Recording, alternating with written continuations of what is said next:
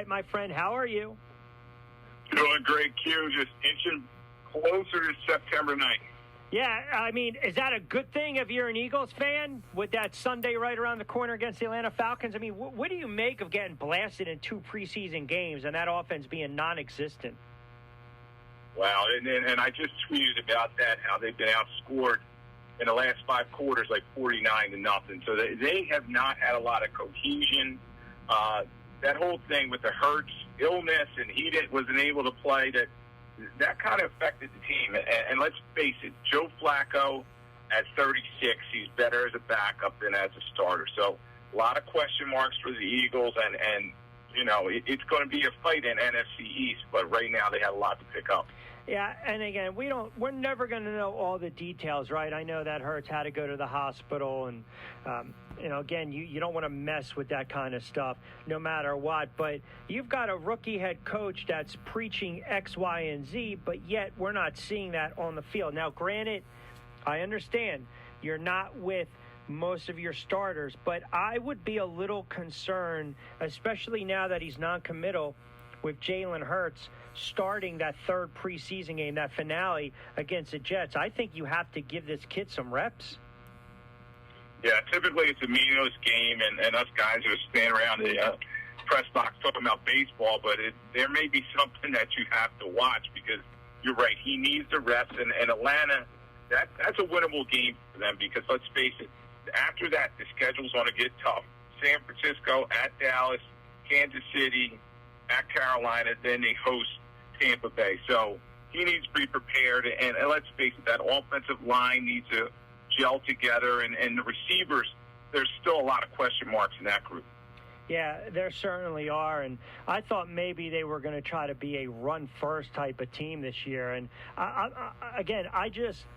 it just scares me a little bit looking at this team, and they've looked somewhat lifeless. Now, okay, it's preseason. It's totally preseason, but man, those first 6 games for the Philadelphia Eagles, I mean, you got to go on the road to start a couple games, first 2 out of 3, and then you still got Tampa, you got Dallas, you have Kansas City. I mean, these are not easy games for the Eagles. I just get the sense if we don't see progression, right, improvement from Hurts the first 3-4 games, can you see a scenario, can you envision a scenario where they bench this kid? Wow.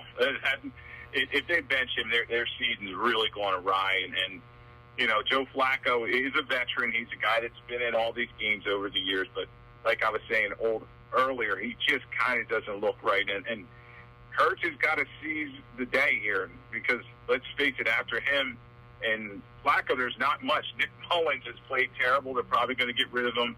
They'll probably pick up a developmental quarterback off the street. But as we move closer to cutdown day on August 31st, all the quarterbacks are going to be established around the NFL, and there's really not going to be a lot of guys on the street. So hopefully Hurts can come in and get some reps, gel with these receivers that are still there, but a lot of cuts, a lot of moving parts with this Eagles team.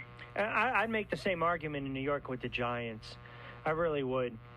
I mean, you got to have Jones out there taking some reps, and it looks like Galladay is not going to be available to potentially week 2 or 3. So, I mean, this is going to be the 3rd season for Daniel Jones where he's not starting the season with all of his weapons. I mean, this is par from the course with the Giants. You know, we had to deal with it last year if you're a Giants fan with the injuries to Saquon and Shepard and Ingram and the suspension to Tate the first couple games here and there. So if you're a Giant fan, you know, I didn't like what I saw the other day against Cleveland. I just didn't. I mean, I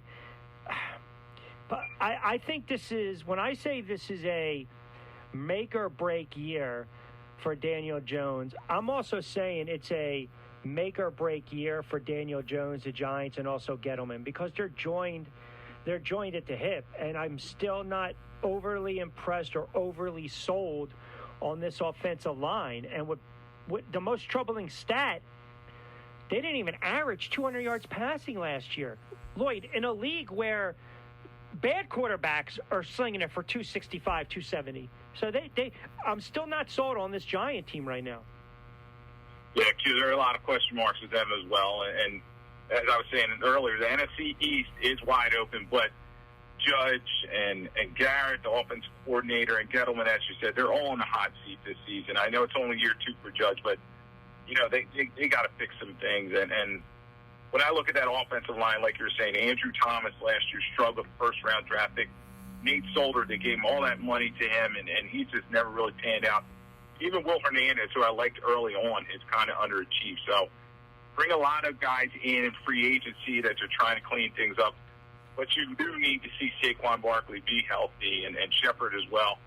So a lot of things that they need to clean up too. So it's going to be real interesting with this Giants team. But, the season is approaching quickly, and they got to get things clean before week 1. Yeah, and listen, if Jones goes down, I mean, it's a good thing Glennon's showing a little bit of improvement as a backup. I mean, that's a good thing. I think McKinney's going to be a nice starter in this league as a safety. Clement at times can show you he can carry the football, but I've also seen him where he's prone to fumble, and we saw it in the first preseason game. And like I said, I would be concerned too. Being a Giants fan, if Daniel Jones went down. Look, Glennon wasn't good last weekend against the Jets, but he showed improvement against the Browns. So, that would scare me too. Do you think the Giants will look for a backup just in case, a backup quarterback? Well, Mike Glennon's one of those guys that always seems to survive, so he's a proverbial backup. I think they will keep him around, but probably that developmental third quarterback, yes, they probably look for somebody. Clayton Thorson is there, street free agent from 2020, but he's a guy that can easily be replaced. And when you look at the Giants, they start with Denver, which is a winnable game, at Washington with that defensive line that's kind of scary, Atlanta, and then at New Orleans. So their first couple of games are really going to kind of tell the story of the Giants in their season. What did you make of Trey Lance's performance? Again, we like to stick guys in Canton, but we already know that San Francisco is itching. I think it's Garoppolo's job until it's not his job. That's the way I look at it in San Francisco. But what'd you think of Trey Lance? I think 6'8" of 14, a $102 for a couple touchdowns. Yes, and you see a lot of the rawness that we thought we would get from him. Let's not forget that he only played one game last year at North Dakota, and he's a guy that when we look at him, he can throw the football, he can make the reads and everything.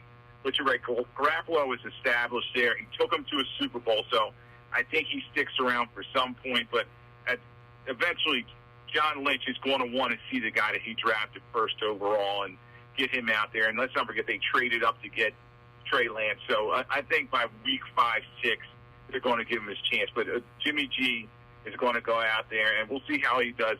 I think a lot of it depends on Mostert. If they can run the ball effectively in that ground offense that they run there with San Francisco. And then we know that defense led by Bosa and the rest of those guys is attacking and can do a great job. All right, so you had the Jets who played the Packers the other night. Wilson throws for 2 touchdowns. Jets get a win. So, if you're a Jet fan, you're watching this young kid out there kind of slinging all over the place, 9 of 11, 128. They were actually able to run the ball for about 4 yards a carry against Green Bay. Obviously, you're not going to see Rodgers. We know that. But what about Zach Wilson out there? What were your takeaways from Wilson?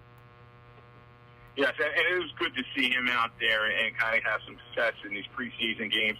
A couple of guys that I talked to at camp, and they did not have glowing evaluations to him on a daily basis, so that he was missing some throws here and there. But I think a lot of times these rookies are overanalyzed right up front, and I think he needs to have his opportunities now. It's going to be interesting. Kai Becton went down today with a concussion. He's our cornerstone left tackle, a guy that really leads that offense as well. But there are some good young pieces for the Jets, and let's face it, Buffalo is the cream of that division. But I expect them to kind of compete with Miami, with New England out there, and maybe surprise some people. So had some injuries on defense that they need to worry about. They lost Davis. They lost Austin recently. But they're still a team that is worth watching. I caught a little bit of the Saints and Jacksonville game because of a couple of reasons. I think Trevor Lawrence is going to be a very good quarterback in this league. And I have a lot of debates with my friends, and they're like, no, it's just hype. And I kind of go back and I say, well, look at a guy like Josh Rosen. Now, I get it. Lawrence was highly touted, much more touted. I want to get your thoughts on Lawrence, because I think, if anything, I think the loss of the running back hurts Jacksonville. I also think if that offensive line does not keep him upright, you might have one of those David Carr type of rookie seasons where he's always on his back. And then I want to get your thoughts on the Saints quarterback competition between Hill and Winston. But what did you make of Lawrence last night? Sure. And what you like about Trevor Lawrence, he's poised. He's been on the big stage ever since high school. So he's a guy I've been following for quite some time, and we all know what he did at Clemson. So he's a guy that's a leader. He looks comfortable in the pocket. Everybody I talk to in Jacksonville says all the guys are going to rally around him. Urban Meyer is going to put a playbook together that works to his strength. So I like his arm strength, the mobility, obviously. You said he's going to need, because other than Cam Robinson, who's a really good tackle that they don't have much on that offensive line. So I expect them now to lean on James Robinson. Now they lost ATM for the year with that foot injury. But Jacksonville is going to be kind of a spoiler team out there. Let's face it, the AFC South is probably a down division overall. So they will be able to compete in some games. They're going to start at Houston, then Denver, and Arizona. So they have some games that they're going to compete in. So do you think with one more preseason game, do you think, because the offensive line has not played well in the preseason, you mentioned the two best linemen are hurt, you have to figure out what your offensive identity is, right? I mean, you watch these wideouts. I'm not saying there's not talent there, but they're not getting a ton of separation, which puts more pressure on the quarterback. Now you lose your rookie running back, and you drafted him because you figure, okay, he's going to provide a big spark, big plays that the offense has lacked, right? I mean, this is not good. Now, is he going to be out indefinitely, or he's going to miss the season? Well, everybody I'm talking to are saying 12 weeks, and then other people are saying it's the season. So, I don't expect him to come back. That is a bad injury, and it ended some running backs' careers. I think Deuce Staley had that at the end of his career. We'll wait and see how that foot responds to everything. That's not a good thing for a good young running back in ATN. And I do expect them in Jacksonville to just go out there and try to compete. But as we know, they had the first overall pick, so that roster is kind of depleted. They're kind of retooling the whole thing there, and we'll just see how they go. Now, in terms of the Saints, that competition is still very wide open. Can I interrupt you for 1 minute? I want to piggyback to what you said for a second. I'm just fascinated by this right now. Let's go back to Lawrence for a second. With all that being said then, and I heard them talk about it last night, offensive line, shaky, bad, give up a ton of sacks, wideouts can't get separation, running back is now an issue, especially with the depth position, right, losing the rookie running back. They mentioned it, maybe he should sit. Now, again, this kid doesn't lack confidence, right? It just doesn't. But what happens if he's throwing a ton of picks, he's struggling to read defenses, there's not consistency, he's on his back? You almost get the sense that this is not a good thing. And I'm wondering, do you believe Jacksonville will start him no matter what week one and ride it out with him just to give him reps, to get him out there and just basically put him on the field and let him grow? Yeah, Q, there's two schools of thought for rookie quarterbacks. You either sit him or you play him right away. And they do have Gardner Minshew, a guy, I know he's not spectacular and he's not a frontline guy, but he has started a lot of games in the NFL, and he could come out there and let Lawrence kind of not take the beating that you're talking about. So I think it's very probable, but I think right now Urban Meyer really wants to see what Trevor Lawrence can do. So I would think that Lawrence is going to start the season. Yeah, they got to roll him out, quick throws, right? Get, a little more of that spread offense. It's what Meyer ran Bowling Green, Utah, Florida, and Ohio State, right? You try something a little different so he's not batted around. All right, we saw my man Crablegs last night. We saw Winston sling it. I said the Saints should basically just start him week one. I don't believe it should be a quarterback competition. I am not enamored at all with Hill. What say you? What's going on in New Orleans? Yes, and everybody I'm talking to says the competition's open, but when you watch the two of them throw the football, it's obvious that Jameis Winston is the better talent in terms of being a quarterback. He gets the ball out of his hands. Obviously, he's come together with Marquez Callaway and kind of developed this relationship and throwing the football down the field. And I still think that they can compete with Winston at that position. Obviously, Tampa Bay, the cream of the crop in that division. And then when you talk about Taysom Hill, he's a guy, I think he's best as a gadget player. You kind of move him around the formation, let him do some trick plays, play special teams. But as a week in, week out starter, he just kind of struggles. Remember last year, he started 4 games. Yep. He was 3-1, but there was points where he was ineffective throwing the ball, especially on third downs and in the red zone. Yeah, I'm just not seeing it, man. I'm not a fan of when you got to see Jameis Winston. He will befuddle you. He will frustrate you. He'll throw 4 ugly picks, but he might throw 5 touchdown passes and 400 yards. I was never a fan of, all right, a couple series in, then a couple series out. And you saw that. I don't think it really sat well with Drew Brees, but it seems as though Peyton is so enamored with Hill. Maybe it's me, man. I'm just not seeing it. Yeah, and the thing is, Peyton is another coach, I think, on a hot seat. He's kind of, they got close a couple of years, and everybody always wants to talk about the Rams game. They should have actually won it, but they just didn't get over the hump. And now it's a situation where Mickey Loomis, they've been together so long, maybe it's time for a change. And Tom Benson, unfortunately, passed away, and there may be some ownership changes there. And Peyton hasn't become complacent, but he does need to decide on a quarterback because his future is now as the coach of the Saints. Yeah, has there been a franchise over the last 10-plus years in the NFL that has had more painstaking losses than the New Orleans Saints? I mean, just horrible ways to lose in the playoffs. Yeah, they're always so close, and they can't get over hump. Obviously, Peyton has that one Super Bowl in his pocket, but that's a long time ago now. And then there's always whispers of, will Peyton go back to Dallas? I like what Carolina did. They locked up Robbie Anderson, who is a real good wide receiver. I think he's an extremely underrated wide receiver. They locked him up on a 2-year extension through 2023. Extension is worth right around $30 million, $20 million guaranteed. 28 years of age, caught 95 balls for over 1,000 yards, 3 touchdowns in his first season in Carolina in 2020. And more importantly, he's reunited with Sam Darnold, right? And Darnold, that was one of his favorite targets when they played for the Jets for a couple seasons. So I think that's a smart move. That's a sound move. You're locking him up. And you're also saying, look, right now, this is Sam Darnold's team. That's the way I look at it. We're going to let you run it. We're going to let you run it for a full season and see what you can do.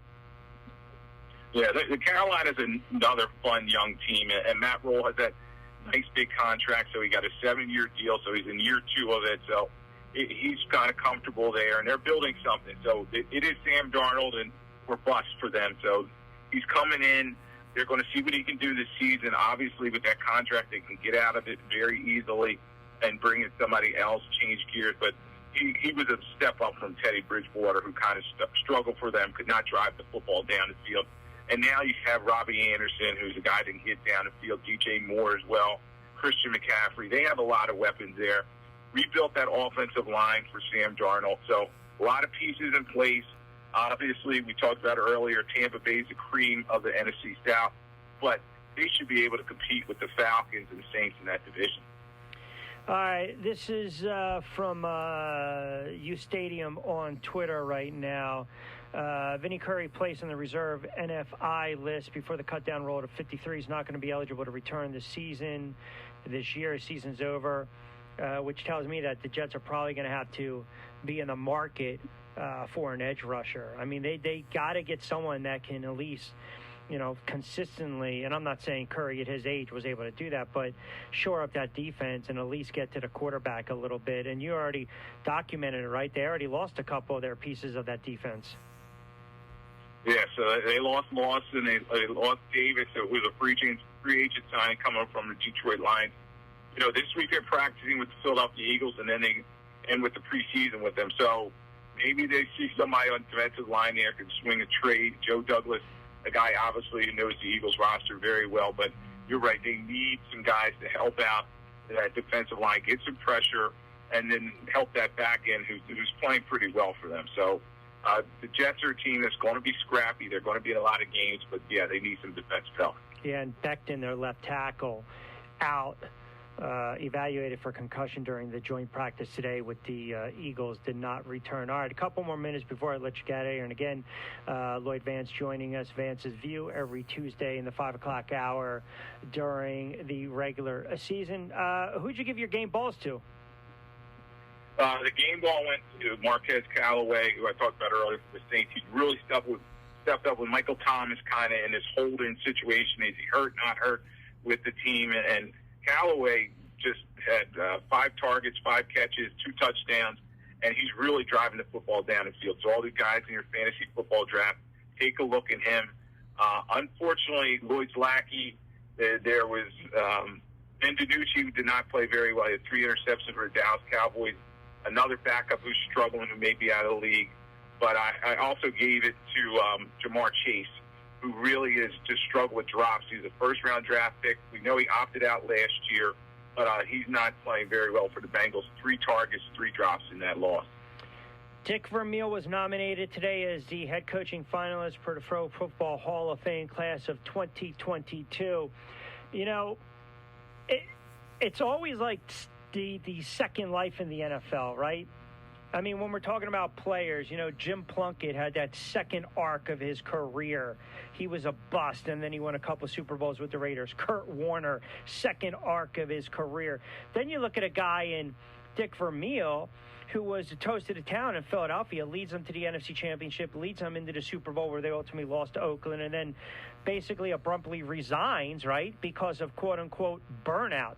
That's the word that we started to understand in sports terminology, burnout. On hiatus for 15-something odd years, returns to the St. Louis Rams in 1997.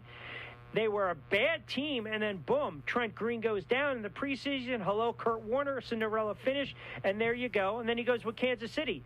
I mean, you know, listen, he's had a very interesting career in the NFL. He only won 120 games. Actually, 126, 114 if you include the postseason, in which he was 1 game over 500 at 6-5.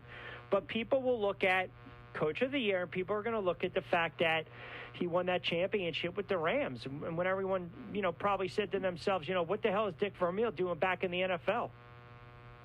Yes, the ring trumps all, and he created that greatest show on turf. And it's interesting you talk about his storyline there.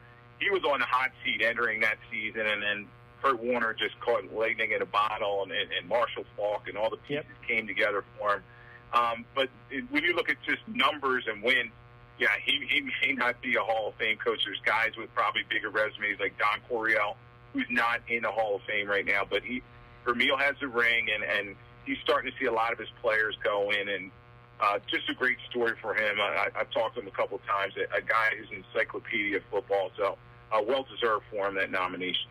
Do you think, though, with the head coaches, it's like once you win that championship? I mean, think about it. Tom Flores was deserving for so many years, was he not? And you mentioned Air Coryell, who passed away, I would probably say about 11 or so years ago. Look what he meant to the sport of football, right? With that offense that he implemented all those years on the West Coast with the Chargers. I mean, do you look at it as if you win one Super Bowl? Right? I mean, because then would you sit there and say that Billick is a Hall of Fame coach? Well, you know, it's validation, and I always talk to the guys that are in the PFWA with me. There's 46 of them are lucky enough to vote. A couple of guys I'm pretty friendly with, and there's always going to be debates and this and that. Everybody's going to have their favorites, but Dick Vermeil's always been known as a good guy around the league, and he'll have a lot of support in the room when he comes up for his vote. So I think that has a lot to play with it. Look at a guy like Marty Schottenheimer. He's won over 200 games. He's still not in the Hall of Fame. I kind of would agree with you that you have to have that ring for that validation. Yeah, I actually just pulled it up. Schottenheimer is 8th.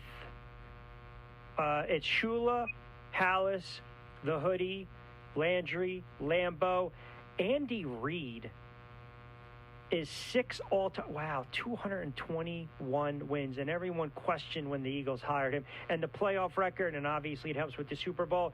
All those coaches I named all won championships. And Schottenheimer never won. Dan Reeves never won. Chuck Knox had all those great Seattle teams. They got to the AFC Championship in '83, never won. I'm trying to think. Parcells and Coughlin. Well, Parcells is in. Coughlin's going to get in. Shanahan's probably going to get in. I'm just going down this list. Pete Carroll. You think Pete Carroll, if he wins over 200 games, I mean, he's already won a championship. Should have won 2.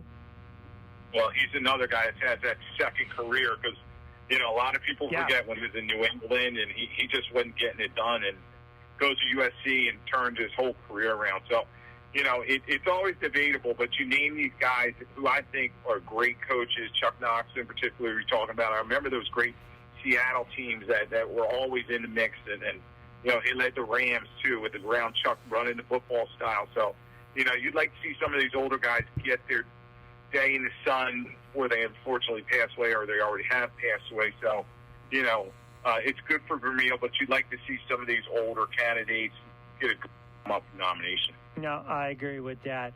All right, my friend, so we have one more week of ugliness that is preseason, and then we turn around and the NFL season is among us. I've been watching NFL replay, and even this morning I got annoyed. I'm watching week 2. The Giants have like a minute 20 to go against the Bears down 4. They're on the 30-yard line, and they can't punch it in. I mean, and this is what I'm doing. I'm watching the Bears-Giants week 2 from last year. Yeah, you know, the preseason wet your whistle just enough, but you really want regular season football as they cut these rosters down from 85 to 53. A lot of these guys are going to go home. So September 9th can't get here fast enough. All right, my friend. Great stuff as always. We will talk next Tuesday, pal. Always appreciate a couple moments.